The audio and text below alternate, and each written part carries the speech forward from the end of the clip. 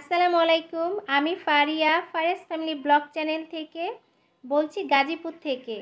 কাছে এবং দূরে যে যেখান থেকে আজকের ব্লগটি দেখা শুরু করেছেন, আশা করি সবাই খুব ভালো আছেন, নিরাপদে আছেন। আলহামদুলিল্লাহ, আমি আমার পরিবার পরিজন নিয়ে, ছানাপোনা নিয়ে খুব ভালো আছি। তো আজকে কিন্তু সকাল থেকে এই ব্লগটি শুরু করেছি। আজকে আমি আপনাদের সাথে শুক্রবারের ব্লগটি শেয়ার করছি। তো আমার গত ভিডিও যারা দেখেছেন তারা তো জানেন আমি ভৈরব বেড়াতে গিয়েছিলাম।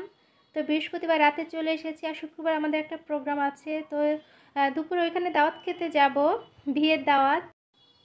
তো বিয়েটা হচ্ছে আমাদের অ্যাপার্টমেন্টের এক আন্টির মেয়ের বিয়ে। বিয়ে আগে হয়ে গিয়েছে, আজকে হচ্ছে তুলে দিবে মেয়েকে। আর আমরা যেহেতু ল্যান্ড অনার, তো ভাইয়াকেও বলেছে, ভাইয়ের পুরো ফ্যামিলিকে বলেছে, আম্মাও ইনভাইটেড।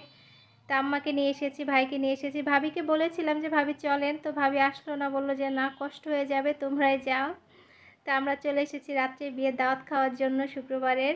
তো সকালের জন্য আলু ভাজি করেছি, আর ফ্রিজে কোনো রুটি ছিল না ফ্রোজেন, তো ভাবলাম সকালের জন্য একটু চাপড়ি বানিয়ে নেই। তা আমি কিন্তু এইভাবে খুবই সহজভাবে চাপড়ি বানাই।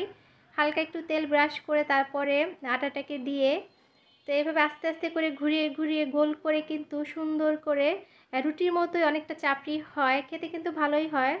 একটু সময় নিয়ে যদি করা যায় না, মানে অল্প আঁচে করে সুন্দর করে সেঁকে নিলে রুটির মতোই হয়। আর আমার মা হচ্ছে তেল ব্রাশ করে না, তেল না ব্রাশ করে তারপর চাপড়িটা করে, সেটা অবশ্য খেতে মচমচে হয়, একদমই দোসার মতো হয়, সেটা খেতে আবার অন্যরকম মজা। আর তেল ব্রাশ করে করলে দেখা যায় পাতলা হয়, আর সাথে হচ্ছে নরম হয়, রুটির মতো হয় আর কি, খেতে ভালোই লাগে। তো আপনারা চাইলে কিন্তু এইভাবে ফাঁকিবাজি রুটি বানিয়ে নিতে পারেন।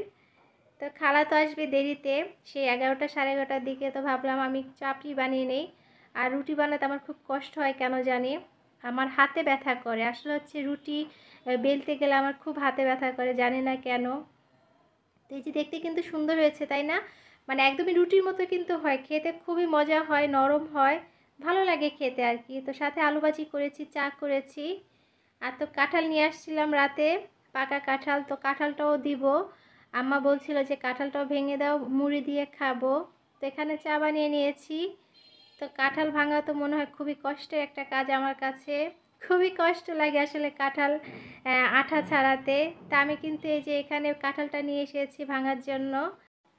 তো বিয়ের আগে তো সবসময় মাই সুন্দর করে কাঁঠাল ভেঙে কাঁঠাল তুলে মুখের কাছে ধরতো যে এবার নাও খাও। আর বিয়ের পরে এইসব কাজ আমাদেরই করতে হয়, মেয়েদেরকে, মেয়েদেরই জীবন এটা আসলে। বিয়ের আগে মায়েরা যত্ন করে খাওয়ায় সব কিছু, আর বিয়ের পরে মেয়েদেরকে যত্ন করে সবাইকে খাওয়াতে হয়, তাই না? ঠিক তাই। তো আমি এই যে সুন্দর করে হাতে তেল মেখে নিচ্ছিলাম যেন আঠা না লাগে, আর চাকুতেও সুন্দর করে তেল মেখে নিচ্ছিলাম। কিন্তু কাঁঠালটাতে এত বেশি আঠা ছিল, খুব বেশি আঠা ছিল, আর খুব যে একটা ভালো ছিল তা না। তারপর আলহামদুলিল্লাহ এবছরের প্রথম কাঁঠাল খাচ্ছি। তা আমার কাঁঠাল, আম, সব ধরনের ফলই খেতে খুব ভালো লাগে। আমি একটু ফল পাগল আর কি। আমার কাছে সেই গাব থেকে শুরু করে জাম, আম, মানে কোনো কিছু বাদ নাই। এমনকি যে বেত ফল আছে না, জংলি যে বেত ফল, সেটাও খেতে ভালো লাগে। আমি যখন ছোট ছিলাম গ্রামের বাড়িতে, যখন বেড়াতে যেতাম, তো আমার কাজিনদের সাথে কিন্তু বিভিন্ন ধরনের জঙ্গলের যে ফল পাওয়া যায় ওরা দেখতাম নিয়ে আসতো, খেতাম। বেত ফল নিয়ে আসতো, তারপর আরেকটা কী যেন ফল পাওয়া যায়, আমি নাম জানি না, কিন্তু আমার কাছে সেই স্বাদটা এখনও মনে আছে, খেতাম। তা আমার কাছে সত্যি সব ধরনের ফল খেতে খুব ভালো লাগে। কাঁঠালটা খুব একটা ভালো পড়ে নাই, ভিতরে বিচিগুলো বেশ বড় বড় ছিল, আর খুব একটা যে মিষ্টি ছিল তাও না। কিন্তু গাজীপুরের কাঁঠালে কিন্তু অনেক সুনাম আছে, লাল মাটির কাঁঠাল খুব মজার হয় খেতে, অনেক মিষ্টি হয়। আমি এর আগেও খেয়েছিলাম, খুব মজার হয়। কিন্তু এই কাঁঠালটা কেন যেন মনে হচ্ছে হয়তো মানে বাতি হওয়ার আগে ওরা কেটে ফেলেছে ভালো দাম পাওয়ার জন্য।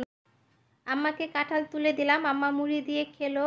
তো তারপর আলহামদুলিল্লাহ এবছরের প্রথম কাঁঠাল খেলাম, মিষ্টি কম হলেও ভালো লেগেছে। তো এরপরে বিয়ের দাওয়াত খেতে যাব, একটু রেডি হব। তো এখানে আমার দুই ছানার জন্য আজকে রেড কালারের ড্রেস নিয়েছি, টি শার্ট পরবে ওরা আজকে। আর আমার জন্য একটা পাকিস্তানি লাক্সারি শিফন নিয়েছি, আর সাথে ম্যাচিং করে একটা ব্যাগ নিয়েছি। মনে হলো এই ড্রেসটার সাথে এই ব্যাগটা ভালো যাবে। তো আজকে খুব বেশি গরম ছিল না, যার জন্য আজকে আর কিন্তু একদমই লাইট কালার চয়েস করি নাই। দুই ছানাপোনা সহ কিন্তু আমি আজকে ডিপ কালার চয়েস করেছি। তো এই তো আমার সম্পত্তি নিয়ে বসে পড়েছি, একটু সাজুগুজু করবো আর কি। তো এই লিপস্টিকটা চয়েস করেছি, আর সাথে আমার খুবই পছন্দের মিস্টার অ্যান্ড মিসেসের এই আইলাইনারটা খুবই ভালো, সাথে মিস্টার অ্যান্ড মিসেসের এই কাজলটা আমার খুব পছন্দ, অনেকক্ষণ লং লাস্টিং করে। তো আমি কিন্তু ব্যবহার করছি অনেক দিন যাবৎ, ভালো লাগে এটা। দেখা যায় কাজল, মাস্কারা, আইলাইনার এটা আমার কমন সাজুগুজুর পার্ট, এটা ছাড়া আমার চলেই না। তো চলুন সাজুগুজু করতে করতে বরাবরই যে কথাটা আপনাদের কাছে বলে থাকি, আমার ভিডিও যারা দেখা শুরু করেছেন প্লিজ একটা লাইক দিবেন যদি ভালো লেগে থাকে। আর যদি একটু বেশি ভালো লেগে যায়, যারা আমার চ্যানেলে আজকে একদমই নতুন, দেখতে দেখতে যদি কোনো অংশ একটু হলেও ভালো লাগে, প্লিজ আমার চ্যানেলটি সাবস্ক্রাইব করে পাশে থাকবেন। আর যারা এরই মধ্যে আমার এই ছোট্ট চ্যানেলটিকে একটু একটু করে বড় করতে সাহায্য করছেন, সেই সকল আপু, ভাই এবং আন্টিদেরকে অনেক ধন্যবাদ জানাচ্ছি।